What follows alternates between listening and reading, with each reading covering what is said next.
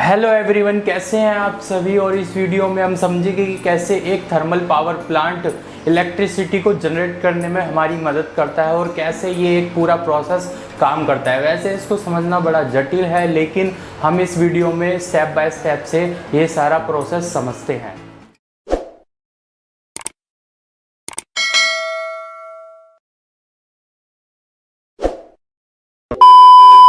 देखिए, thermal power plant एक ऐसी सुविधा है जो कि इलेक्ट्रिसिटी को जनरेट करता है by converting heat energy into electrical energy. और बहुत सारे तरीके के डिफरेंट टाइप्स के आपको थर्मल पावर प्लांट मिल जाते हैं, लेकिन इनका कॉन्सेप्ट और इनका जो प्रिंसिपल होता है वो एकदम सेम होता है, बट ये अलग अलग तरह के आपको दिखते हैं। देखिए, इलेक्ट्रिकल पावर प्लांट जो होता है वो बहुत ज़्यादा एरिया में फैला होता है, लगभग 3 से 4 किलोमीटर के एरिया में ये फैला होता है। और इसके अंदर जो मेन पार्ट होता है, जो बहुत इंपॉर्टेंट चीज़ होती है, वो होता है कोयला। अगर कोयला ही नहीं होगा तो वहाँ से हम इलेक्ट्रिसिटी को जनरेट नहीं कर सकते। तो उसके लिए इसमें काफ़ी सारे पार्ट्स होते हैं जिसको हम विस्तार में समझते हैं। जैसे कि एक कोयल यार्ड होता है जिसके अंदर हम अपने कोयले को रखते हैं, और कम से कम 1.5 मिलियन टन कोयला उसमें रखा जाता है, जो कि 40 दिन के लिए पर्याप्त होता है। होता क्या है कि उसको हम कोल हैंडलिंग के द्वारा रख दिया जाता है, वो सारा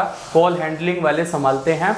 होता क्या है, जब ट्रेन आती है तो कोयला भर के आती है, तो वहाँ पर उसको कोयले को डाल देती है और वहाँ से वो नीचे चला जाता है और उसको हम यूज़ कर लेते हैं। एक एक करके ट्रेन के सभी कार्ड्स खोल दिए जाते हैं और नीचे गिरकर वो स्टोरेज में स्टोर हो जाता है। वैसे तो काफ़ी सारे रास्ते हैं जिससे हम कोयले को उठा सकते हैं। मशीन के द्वारा भी कोयले को उठाया जाता है। एक बहुत बड़ी मशीन होती है जिससे कि वो जाती है और कोयले से ऐसे करके उठाकर ये कहीं भी मूव हो सकती है। इसके लिए एक अलग से ट्रैक होता है और इसको एक कि मशीन के द्वारा उल्टा करके भी हम कोयले को प्राप्त कर सकते हैं। तो बहुत सारे रास्ते हैं जिससे हम कोयले को प्राप्त कर सकते हैं। तो किसी भी पावर प्लांट में कोल हैंडलिंग का सबसे बड़ा एरिया होता है। तो उसके बाद जब हम स्टोरेज कर लेते हैं, कोल की स्टोरेज हो जाती है, तो फिर उसको आगे कन्वेयर बेल्ट के द्वारा क्रशर मशीन तक पहुंचाया जाता है। अब जो बड़े बड़े कॉइल होते हैं उनको क्रशर मशीन में क्रश करके छोटा छोटा बनाया जाता है, और बट उसको अभी भी हम कोयले में हीट के लिए नहीं भेजते कोयले को। उसके बाद वो एक जगह पल्वराइज के लिए जरूर जाता है, और इसके बाद क्रश हुए हुए कोयल को, जो कि क्रश हुआ है एकदम बारीकी से, उसके बाद पल्वराइज करने के लिए कन्वे बेल्ट के द्वारा इसको पल्वराइज के लिए बाउल माइल में भेजा जाता है, जो कि उसको एकदम पाउडर की तरह मसलकर बहुत ज़्यादा बारीक कर देता है, ताकि अगर वो जले, उसको हीट करे, तो उसके जो एशेज है, जो राख है, वो बहुत कम बचे और वो पूरी तरीके से जल सके। इसलिए अगर किसी भी इलेक्ट्रिकल पावर प्लांट का अगर आप देखा जाए एरिया, तो सबसे बड़ा एरिया उसका कोल हैंडलिंग का ही आपको दिखेगा। यानी कि लगभग 50% तक जो पार्ट है वो कोयल यार्ड में ही सारी चीज़ें होती हैं। आप इसको इस तरीके से समझिए कि एक चीज के लिए, कोयले के लिए एक प्लेटफॉर्म बनाया गया, एक ट्रैक बनाया गया, वहां पर ट्रेन आएगी, फिर कोयला वहां पर रखा जाएगा, फिर वहां से उसको कन्वर्ट करा जाएगा, फिर स्टोर करा जाएगा, फिर स्टोर के बाद उसको एक कन्वे बेल्ट के द्वारा क्रशर मशीन तक ले जाएगा, फिर क्रशर मशीन के अंदर उसको बहुत ज़्यादा क्रश करके फिर कन्वे बेल्ट के द्वारा एक पूरा प्लांट बनाया जाएगा। फिर उसके बाद उसको पल्वराइज करके पूरा पाउडर फॉर्म में फिर उसको आगे तक इलेक्ट्रिसिटी बनाने के लिए भेजा जाएगा। यानी कि इतना सारा जो प्रोसेस है 50%, ये कितना बड़ा होगा। सबसे मेन चीज़ एक इलेक्ट्रिक पावर प्लांट के अंदर यही होती है। देखिए, अब जो कोयला आता है वो एकदम पल्वराइज फॉर्म में होता है, यानी कि एकदम पाउडर की फॉर्म में होता है, एकदम बारीक फॉर्म में होता है, और उसको हम फिर बॉयलर में डालते हैं। बॉयलर बोले तो जैसे कि एक फर्नेस होता है, जैसे कि एक भट्टी होती है, भट्टी में कुछ भी आप गर्म करते हो तो वो बॉयलर कहलाता है। तो उस पल्वराइज कोयल को हम एक बॉयलर में डाल देते हैं, फिर उसके अंदर हीट को लगाया जाता है, हीट जलाया जाता है, आग लगाई जाती है नीचे से, और जब वो ज़्यादा गर्म होता है और उसके अंदर पाइप टाइप होते हैं बॉयलर में, जब उसको आग लगाई जाती है तो उसमें पाइप में पानी होता है, वाटर होता है, और वो ठंडा पानी होता है, और जब उसको हम गर्म करते हैं तो धीरे धीरे करके वो पानी गर्म होने लगता है, और गर्म होते होते वो एकदम नीले से लाल कलर के वो पाइप हो जाते हैं, और वो एकदम सुपर हीट हो जाता है। और होता क्या है, जो छोटे छोटे कोयले होते हैं वो ऊपर राख में ऊपर उड़ने लगते हैं, तो उनमें आग लगती है। बट जो बड़े कण होते हैं कोयले के, जो बड़े बड़े कण होते हैं वो नीचे बैठ जाते हैं, और जो छोटे छोटे होते हैं वो उड़ने लगते हैं, तो वो उन पे आग लगती है, तो वो ऊपर जाते हैं, तो पाइपों के अंदर पानी होता है, तो उस पाइपों के अंदर जो पानी होता है वो धीरे धीरे गर्म होते होते होते सुपर हीट हो जाता है, और जब वो सुपर हीट हो जाता है तो वो भाप बनने लगता है। फिर वो जो सुपर हीट है उससे भाप बनती है, फिर वो भाप को आगे ले जाया जाता है। अब देखिए हुआ क्या, जो भी बॉयलर के अंदर राख थी वो अब उसको निकालना भी बहुत जरूरी है। हुआ क्या कि जो हीट जली उससे जो है वो पानी का जो टैंक था, ऊपर जो पानी था सारा, उससे स्टीम बन गई, और स्टीम वो उसके द्वारा आगे चली गई टरबाइंस में।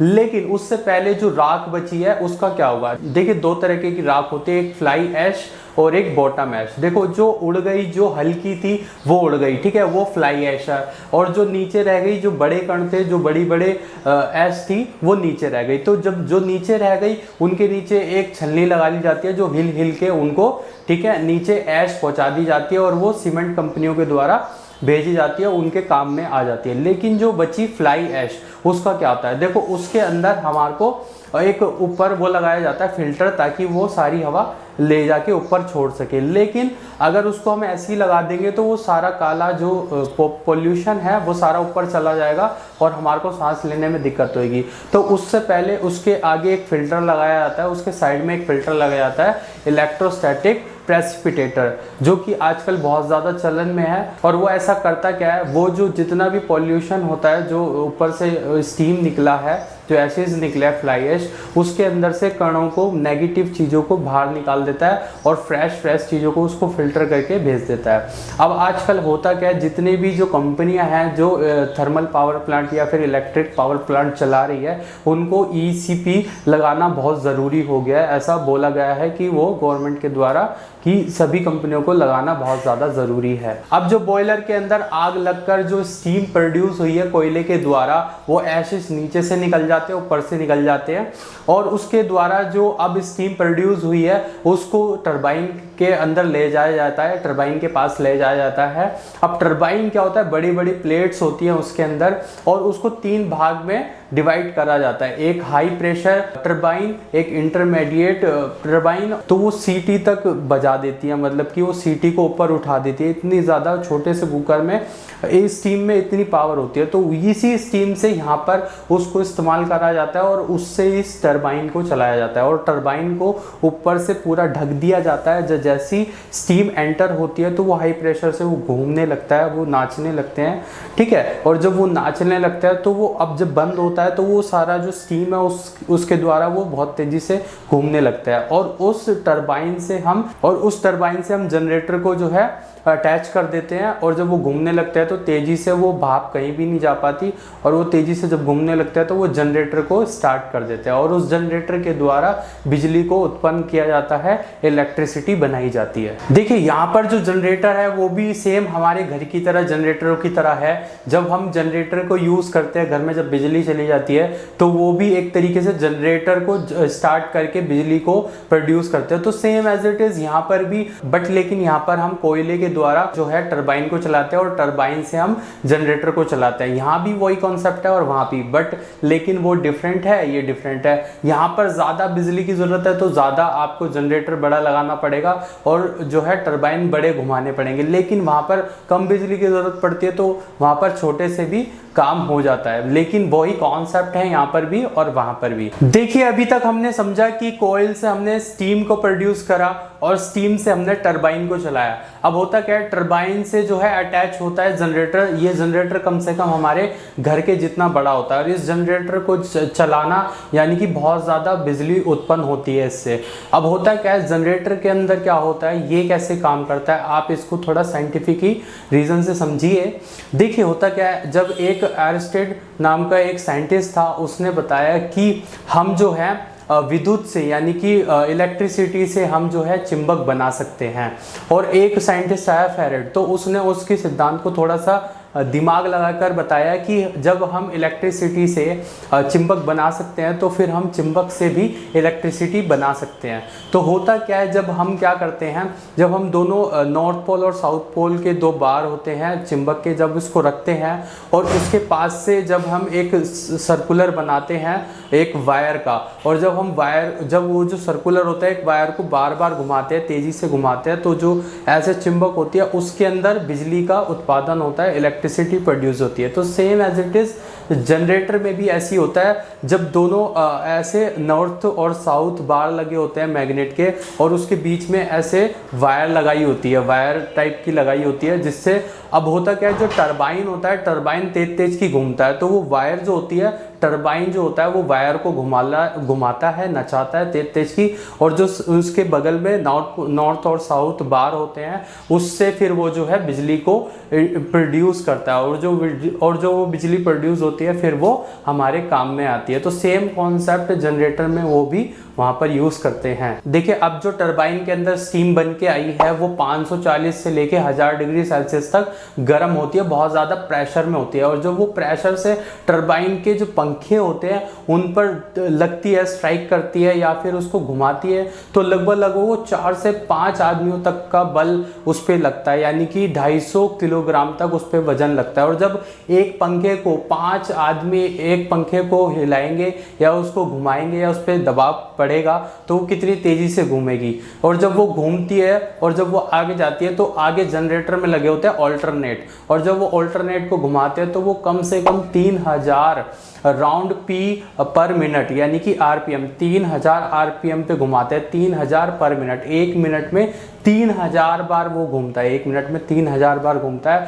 फिर उससे इलेक्ट्रिसिटी को प्रोड्यूस करता है। और अब जो जनरेटर के द्वारा इलेक्ट्रिसिटी प्रोड्यूस हुई है, एसी करंट जो प्रोड्यूस हुआ है वो ट्रांसफॉर्मर के द्वारा, और अब वो पावर ट्रांसफॉर्मर के द्वारा, जो बड़े बड़े ट्रांसफॉर्मर होते हैं जिनके द्वारा बिजली को आगे तक पहुंचाया जाता है, वो बिजली का वोल्टेज को बढ़ाकर लगभग 2,20,000 वोल्ट तक बढ़ाकर, यानी कि 220 केवी तक बढ़ाकर उसको आगे तक पहुंचाया जाता है। इसलिए तो जिस गांव में या जिस जगह पर वो बिजली बनती है, उस गांव को जहां पर ये बिजली बनी है, उस पावर प्लांट की जो बिजली होती है वो नहीं दी जाती, वो इसलिए क्योंकि वो 2,20,000 वोल्ट तक बढ़ा दिया जाता है, और वो किसी के घर में भेजोगे तो वो बहुत ज़्यादा बिजली है, वो कैपेबल नहीं हो पाएगा, इसलिए उसको आगे भेजा जाता है, वहाँ के आसपास के एरिया में नहीं भेजा जाता। अब प्लांट के नीचे जो कंडेंसर बना होता है उसका काम होता है बेसिकली जो स्टीम बचती है, स्टीम जो कहीं नहीं जाती, वो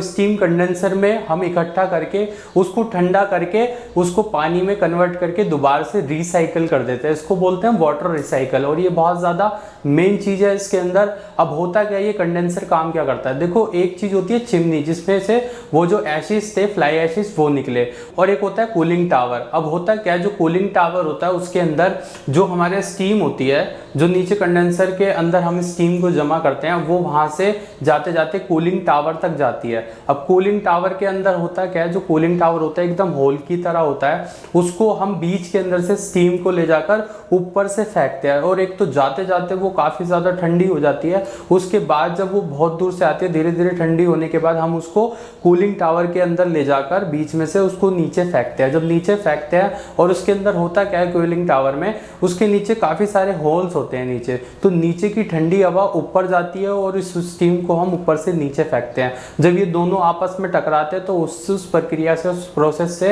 वो भाप जो है वाटर में जो है वाटर में कन्वर्ट होने लगती है, धीरे धीरे वाटर बनने लगती है, और जो थोड़ी बहुत 100% तो नहीं बन पाती, लेकिन जो थोड़ी बहुत बच जाती है वो कूलिंग टावर से ऊपर की तरफ उड़ने लगती है। अब ये क्या होता है, पॉल्यूटेड तो नहीं होती, ये एक तरीके से पानी ऊपर जाके पानी बन जाएगा, और जो थोड़ा बहुत बचता है वही ऊपर से निकलता है, लेकिन ज़्यादातर 85% तक वो जो है नीचे पानी बन जाता है, और वही पानी हम दोबारा से रीसर्कुलेट कर देते हैं, फिर वो पानी दोबारा से बॉयलर में चला जाता है, फिर गर्म होके फिर भाप बनती है, फिर कंडेंसर में आके फिर कूलिंग टावर में, ऐसी ये प्रक्रिया बार बार वाटर साइकिल होता रहता है। And the process of turning and heating it into steam repeats. देखिए, जिस प्रकार से सभी थर्मल पावर प्लांट को कोयले की जरूरत पड़ती है, तो वो कोयल हैंडलिंग बना देते हैं। और वैसे ही यहाँ पर पानी की भी बहुत ज़्यादा ज़रूरत पड़ती है, क्योंकि बिना पानी के हम स्टीम नहीं बना पाएंगे। तो एक पानी की भी बहुत ज़रूरत पड़ती है एक थर्मल पावर प्लांट को। तो उसके लिए वो क्या करते हैं, आपने ज़्यादातर देखा होगा जितने भी इलेक्ट्रिकल पावर प्लांट होते हैं वो ज़्यादातर पानी के आसपास बने होते हैं, या फिर कोई नदी होती है उसके आसपास ही बने होते हैं। क्योंकि वो क्या करते हैं, जो पानी होता है वो वहीं से लेते हैं, मोटर के द्वारा उस पानी को इकट्ठा कर लेते हैं और वो अपना एक छोटा सा तालाब बना लेते हैं उसी पानी से।